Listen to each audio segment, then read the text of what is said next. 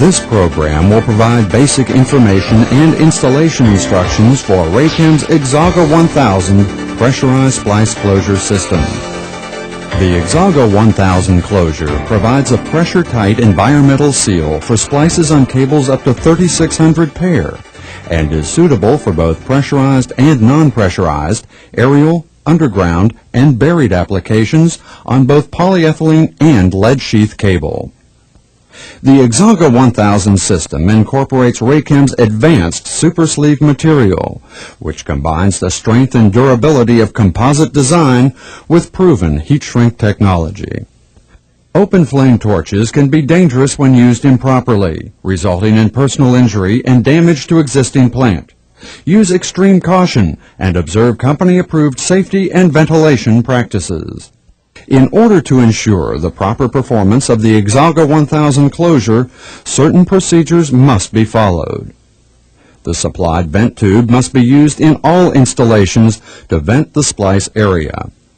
If the vent tube is not used, the XAGA 1000 sleeve will allow escaping air to form holes and tunnels under the sleeve material while the adhesive is in the heated soft state.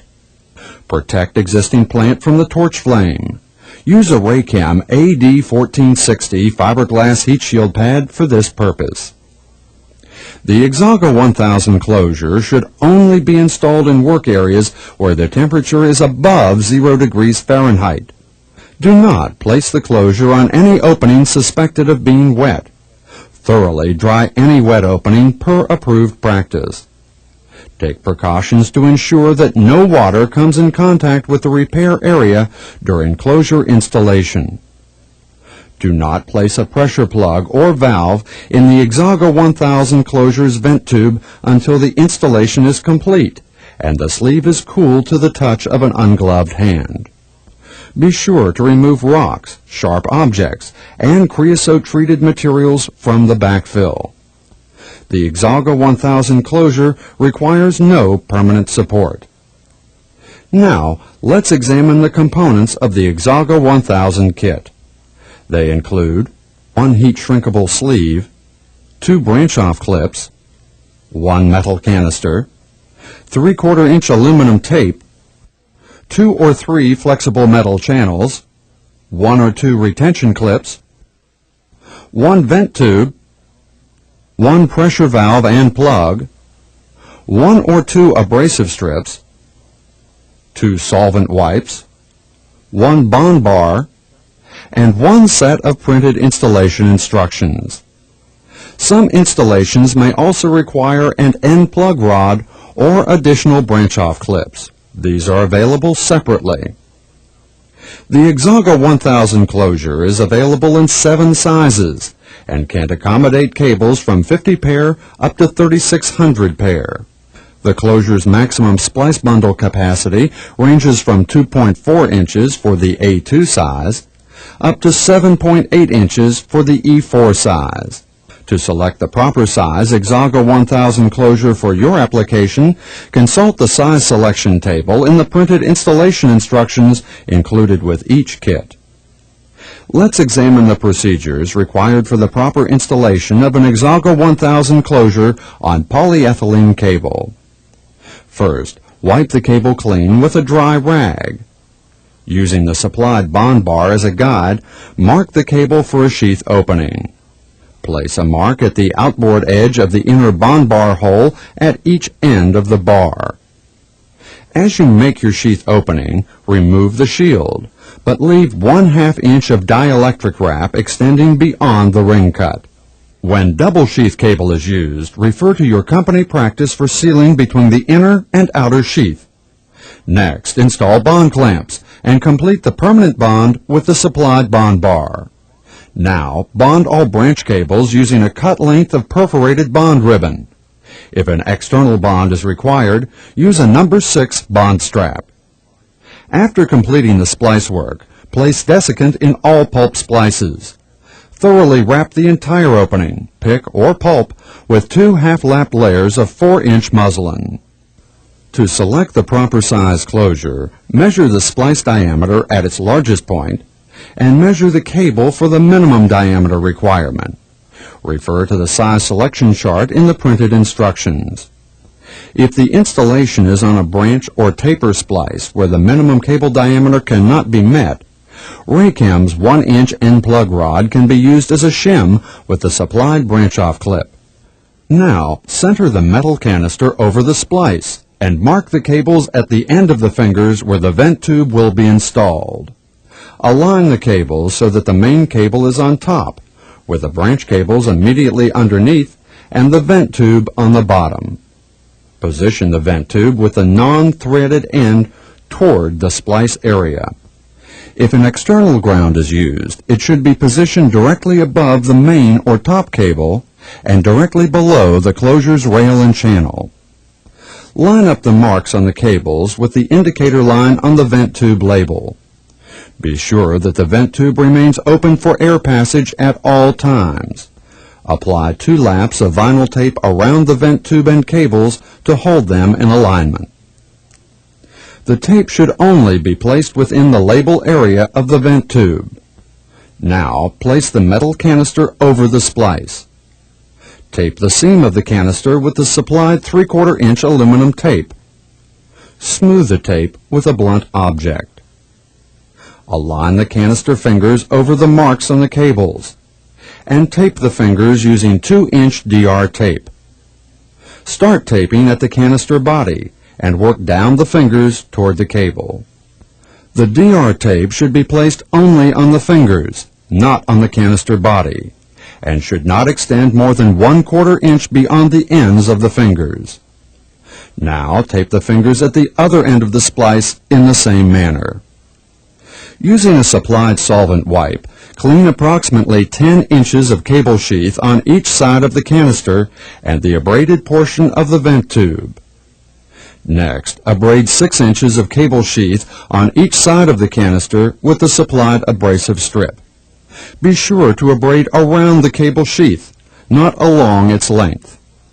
If an end plug rod is used, clean and abrade the plug just as you would a cable. Carefully inspect all cables for thorough scuffing. Center the sleeve over the splice and mark the cables at the ends of the sleeve. Using 4-inch aluminum tape, place 1 1/2 laps around each cable 1 inch inboard of the mark. Smooth the tape with a blunt object. The vent tube does not require aluminum tape. Flame brush the scuffed polyethylene cable jacket and the vent tube. When installing an XAGA 1000 closure on lead sheath cables, preheat the lead sheath until it's hot to the touch. If an external ground wire is used, cut a 1x5-inch strip of red AutoFit accessory EVA layer and position it between the external ground and the top cable. This adhesive is not a part of the XAGA 1000 kit and can be obtained separately. Do not use Raychem ADP adhesive pads with the XAGA 1000. Secure the ground tightly to the top cable with a small section of aluminum tape. Now, wrap the sleeve over the splice and center it evenly over the aluminum tapes. Place the retention clip over the rails in the center of the sleeve, and slide the metal channels over the rails from each end of the sleeve. Slide each channel to the center and up over the retention clip. After making sure that the sleeve is still centered properly, install branch-off clips between all cables and the vent tube. Secure the branch ends with aluminum tape so that the cables are held parallel. Do not obstruct the end of the vent tube.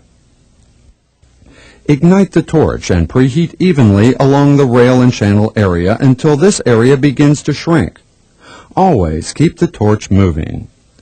Now heat around the sleeve, starting at the center and working toward one end.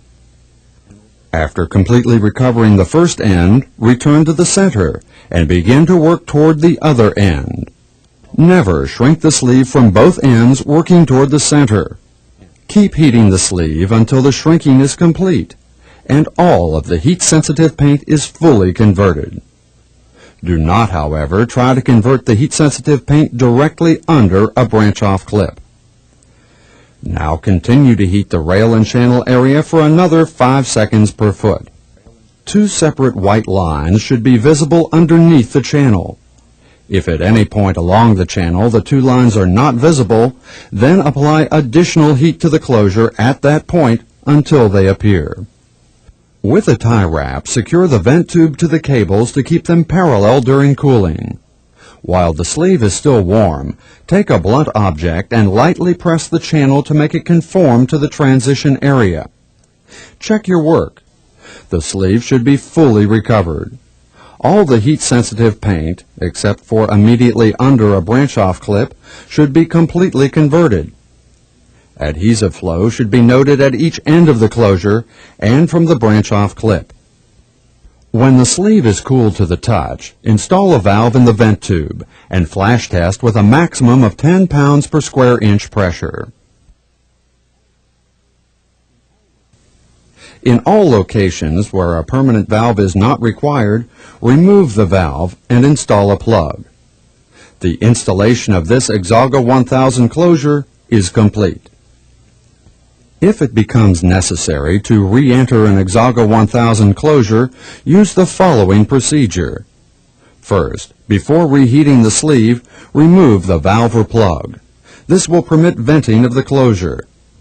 Then, heat the entire rail and channel area, as well as both ends of the closure. With a sheath knife, cut just under the channel along the full length of the rail, on both sides of the rail. Then, with pliers, remove the channel completely.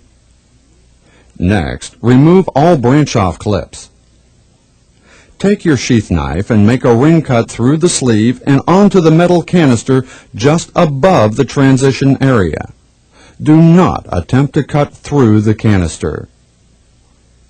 Using pliers, remove the heated sleeve end. Additional heat may be applied if necessary.